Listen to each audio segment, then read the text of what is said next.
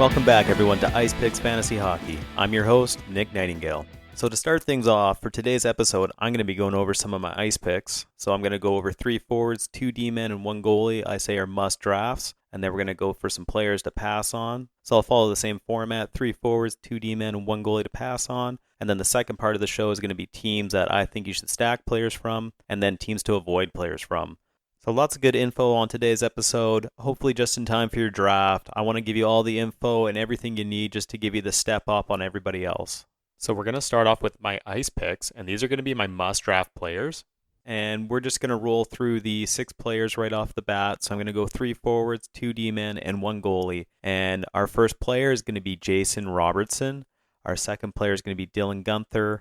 Number 3 is Matthew Barzal.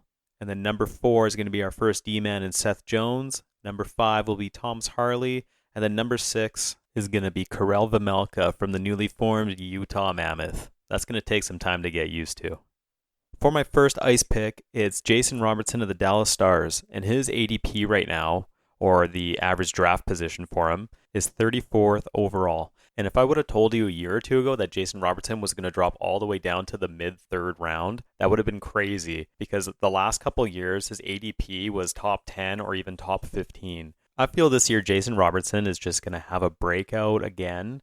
His last year was kind of disappointing, but he did actually finish off the season pretty strong. And, after they got Rantanen on Dallas, that really bumped the team up quite a bit. And they all kind of went on a tear, and they did pretty good in the playoffs too. So Jason Robertson, mid-3rd round guy, I think, how do you pass up on that? I mean, there's going to be a lot of good players in the 3rd round, but Jason Robertson has a very high ceiling and a pretty high floor as well. His floor is maybe a 70-point player, and his ceiling's a guy that can get you maybe 50 goals potentially.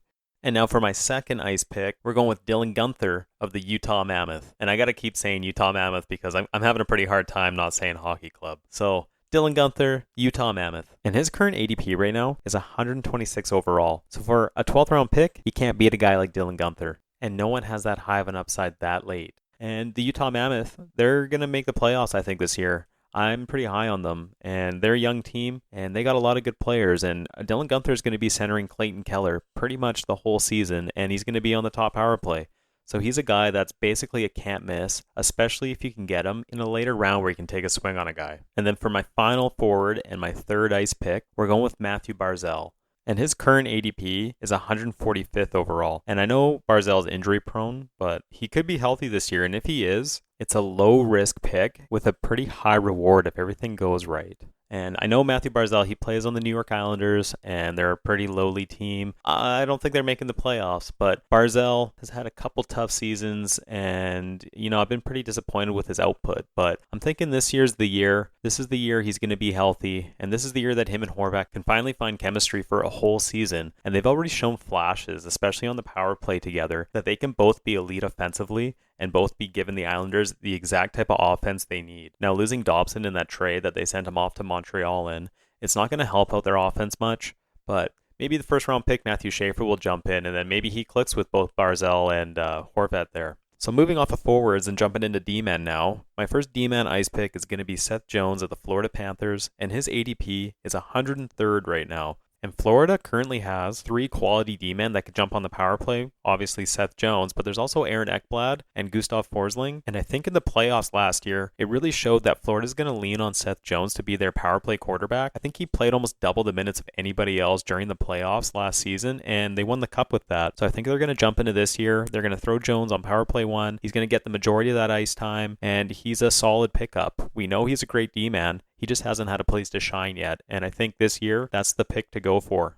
And then for my second and final D-man ice pick, it's going to be Thomas Harley of the Dallas Stars. And his current ADP right now is 73rd overall. And I think this year, Thomas Harley isn't a sleeper anymore. I think people saw last year, he's really the offensive force on the back end for Dallas. And he's jumped over Miro Heiskanen to be that power play quarterback for the Stars. And if you look into the ADP here, you're going to see that a guy like Miro Heiskanen, he's 80th overall. And Thomas Harley's 73rd overall for ADP. So I think a lot of people are on the same train right now of grabbing a guy like Harley over over Heiskanen. And with Harley's current ADP at 73rd overall, I think that's pretty good value for a 7th round pick, especially for a D-man. But obviously, as we get closer to the season, we'll see how many people are changing up that ADP there, and he might not be that great a value. I wouldn't want to pick Harley anything earlier than maybe the 6th round, but if you can get him in the 7th or 8th round, that's really good value. And now for my goaltender ice pick, we're going with Karel Vejmelka from the Utah Mammoth, and his current ADP right now is 153rd overall. And the Mammoth are going to be on the up and up this year, and I definitely think they're a playoff team. They'll definitely be in the mix for that wild card spot, and I can see Karel Vejmelka getting a ton of starts, putting up some good numbers on a very competitive Utah Mammoth team. So if you miss out on one of those top goalies in the first few rounds, Vejmelka is really good to have in your wheelhouse just as a backup plan, because he's going to get a ton of starts. He's their number one goalie. Connor Ingram's kind of gone, and Vejmelka showed last year he can take on the starter load and actually put up really good numbers too. So keep him in your mind when you're, maybe round 10 to 15 and you need a goalie still. He's a perfect one to pick up. And now for the next part of the show, we're going to go to players I think you must avoid. And these are guys that I think are going way too high of ADPs, or they had career years last year and there's no way they're going to replicate it. So just like with my ice picks, for the must avoids, I'm going to go with 3 forwards, 2 D-men, and 1 goaltender. And for my first forward, it's going to be Alexander Ovechkin of the Washington Capitals, followed by Matt Duchene of the Dallas Stars, then Brad Marchand of the Florida Panthers, and then Miro Heiskanen of the Dallas Stars, and then Jacob Chychrun from the Washington Capitals, and then Darcy Kemper of the LA Kings. So to start things off, we're going to be going with the grade 8, Alexander Ovechkin, and his ADP right now is 41st overall, and I still feel like that's just a little bit too high, and I know Alexander Ovechkin can go off and probably score 40 or 50 goals again this year, but I just don't see the career years happening again for all the Washington Capital players, and then they don't have that record they're chasing anymore, so I think some of that swagger they had last year is going to be gone this time. So I'm pretty low on Washington, and I probably wouldn't draft Ovi probably 3rd, 4th round. I'd really like him maybe 70th, maybe 65th or something, but being at 41, that's just a little bit too high, and I could be eating my words here in a couple months, but I don't see them replicating the same season, and I don't see Ovi doing anything more than maybe 30 goals, maybe 25, 30 goals. And now for a second forward, it's going to be Matt Duchene of the Dallas Stars, and his ADP right now is 112th overall. And I don't really care what anybody says, but Matt Duchene is not replicating a point per game season again. He's not going to get 82 points. Dallas has changed a little bit. I think they really solidified their top line, and I don't see Matt Duchene getting as much time bouncing around with J-Rob or even being on that top power play unit anymore. So he's a player I would definitely avoid drafting, 112th overall, for example. I'd probably wait for him, maybe drop more in the 150 range. So in deeper drafts, he might be a good pickup, but I think at his current ADP, he's definitely a player to avoid. And now with my third and final forward for my must-avoid players, it's going to be Brad Marchand of the Florida Panthers, and his ADP right now is 128th overall. Florida as a whole, they're a tired team. They've gone to 3 Stanley Cup finals in a row. Over the 3 years, they've combined played 1 extra season. When you think about that, that's actually insane. And I know Marchand wasn't on the team for those 2 years prior, but he's still going to be playing with the majority of the guys that were there for the last 3 years. Now, Brad Marchand did fit like a glove on Florida. I think age is just going to catch up to Brad Marchand, and I don't see him being super effective in the season. I think come playoff time, Florida's definitely going back, and they're going to be a hard team to beat. But until playoffs, I think Marchand's a void player at all costs for the season, and maybe take a flyer on him in your last pick, or maybe even, keep an eye on him in free agency. If Florida has a really good schedule, for a week or two, then that would be a great time to pick up Marchand. For the in-between, I think there's way more guys with higher upside in those lower rounds, and Marchand just might feel like a waste of a pick. And now for my first D-man and my fourth must-avoid player, it's going to be Miro Heiskanen of the Dallas Stars. And his current ADP is 80th overall, and he's a couple spots lower than Thomas Harley at 73. And I would definitely just try to get Harley. If you want to go for a guy on Dallas, go for Harley. Miro Heiskanen, he's a really good player in real life, but fantasy-wise, he's going to let you down, and he will year after year. And especially now with Harley running that power play, Heiskanen really has no value. Maybe if you need a D-man and you're like, wow, I'm in round 10 and I don't have a D-man and Heiskanen's still there, maybe pick him up. But anything before that, I would pass on that. And now for my fifth must-avoid player and second D-man, It's going to be Jacob Chikrin of the Washington Capitals, and his current ADP right now is 65th overall. And I think that's really high for Jacob Chikrin, and this is just going to sound like I'm repeating myself. Similar to how Alexander Ovechkin is, I don't think Washington's going to have that same swagger this year. They're not trying to get that Ovechkin goal scoring record, and I think everybody had a career year, and there's no way everybody has career years every year. So Chikrin's just the next guy I see falling off. He's still worth being drafted, but not 65th overall. Probably more like 100th overall, maybe 115. But until then, I'd avoid him. And now for my sixth and final must-avoid player, and my only goaltender on this list, it's going to be Darcy Kemper of the LA Kings, and his current ADP is 55th overall. And I don't really like drafting goalies high in the first place, and especially not on a team like LA, whose D-core just went way downhill. They lost Gavrikov. They're really going to rely on Doughty this year, so that D-core just isn't that great. When Jordan Spence is your second best D-man, that's really not a good sign for your team, and especially not your goaltender. Now, Kemper is a goalie who could stand on his head, and he's most likely going to face a ton of shots, even though LA has a really strong defensive system.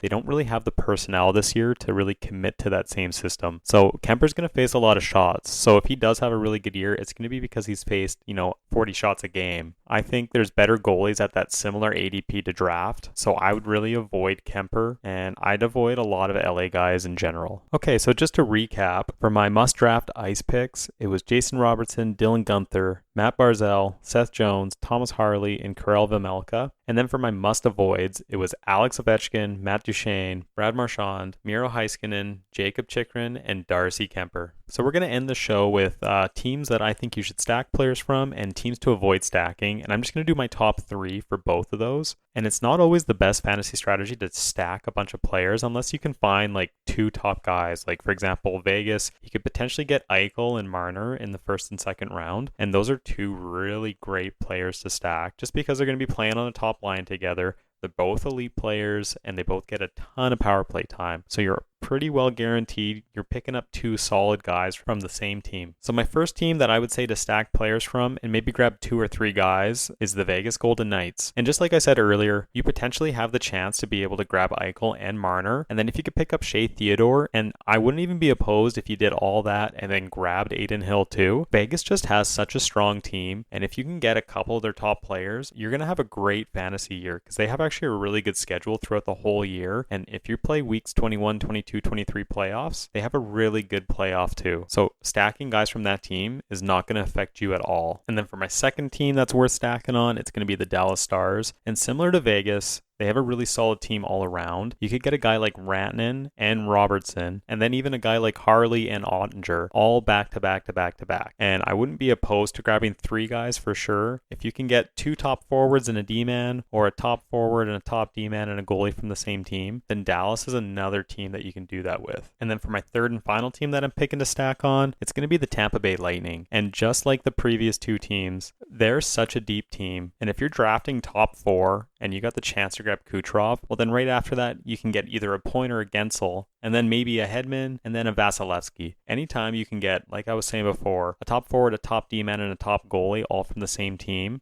there's nothing wrong with doing that. So my ice pick 3 teams to stack were Vegas Golden Knights, the Dallas Stars, and the Tampa Bay Lightning. And all 3 of those teams, you could get 1 or 2 elite forwards, an elite D-man, and an elite goalie. And now on the flip side, I have 3 teams to avoid stacking from, and that's going to be the Seattle Kraken, the Vancouver Canucks, and the Chicago Blackhawks. And I feel like all these teams are pretty self-explanatory, but we'll start off with my number 1 team to avoid stacking from, and that's the Seattle Kraken. And the Seattle Kraken don't really even have any players that are worth drafting high. I mean, there's a guy like Chandler Stevenson that could maybe turn it around, and Matty Beniers might be a great pickup, but the rest of the team is kind of easy to just forget about. And then for my second team to avoid, it's the Vancouver Canucks, and that's my hometown team. And trust me, I'm not delusional. I know this offensive line looks absolutely horrible, and if Petey doesn't step back up into form, besides Hughes, there's really nobody else worth drafting high. You can throw a waiver on a guy like Demko, and you can throw a waiver on a guy like Petey, but who knows what's going to happen this year. The rest of their team is basically a black hole of offense, and I think the Canucks are just relying on,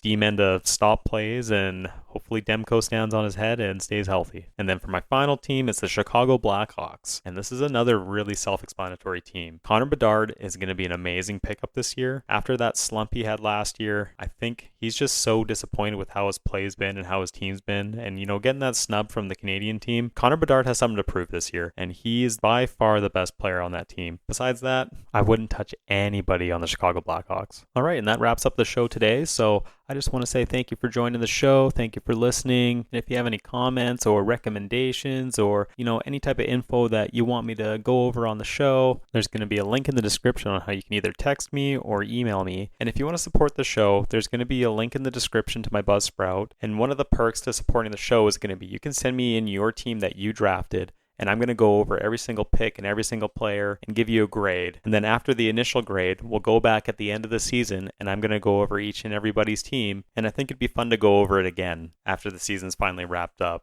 and you can see all the bad takes and the good takes. All right, thanks again, everyone, and I hope to see you next week on IcePick's Fantasy Hockey.